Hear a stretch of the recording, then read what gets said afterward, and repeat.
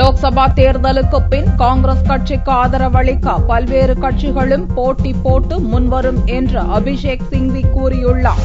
சென்னை சத்தியமூர்த்தி பவனில் செவ்வாயன்று செய்தியாளர்களை சந்தித்த அக்கட்சியின் தேசிய செய்தி தொடர்பாளர் அபிஷேக் சிங்வி, தமிழகத்தில் நீண்ட இடைவெளிக்கு பின் காங்கிரஸ் தனித்து நின்றாலும் கௌரவமான வெற்றியை பெறும் என்று நம்பிக்கை தெரிவித்தார். காங்கிரஸ் கட்சிக்கு கிடைத்து வரும் ஆதரவை கண்டு தாமதமாக விழித்துக் கொண்ட திமுக மட்டுமின்றி தேர்தலுக்கு பின் காங்கிரசுக்கு ஆதரவளிக்க பல்வேறு கட்சிகளும் போட்டி போட்டுக் கொண்டு முன்வரும் என்றும், அவற்றில் எந்த கட்சிகளை தேர்ந்தெடுப்பது என்பதில் காங்கிரசுக்கு பெரிய நெருக்கடியே ஏற்படக்கூடும் என்றும் அபிஷேக் சிங்வி கூறினார். It is only the 8th of April today.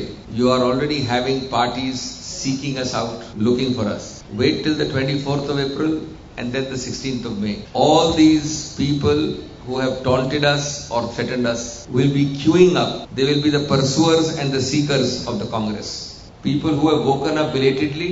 But as I said, from a situation of distancing, there is going to be a problem of plenty for the Congress after 16th. Because the problem of plenty is going to have a difficulty for us about choice. தமிழகத்துக்கு காங்கிரஸ் கட்சி பெரிய அநீதி நிகழ்த்திவிட்டதாக தமிழக முதல்வர் ஜெயலலிதா குற்றம் சாட்டியிருப்பது குறித்து கேட்டபோது, கடல் நீரை குடிநீராக்கும் திட்டம் மற்றும் மெட்ரோ ரயில் திட்டம் என எண்ணற்ற திட்டங்களுக்கு எங்கிருந்து பணம் வருகிறது என்பதை ஜெயலலிதா தெரிவிப்பாரா என்று பதில் கேள்வி எழுப்பினார்.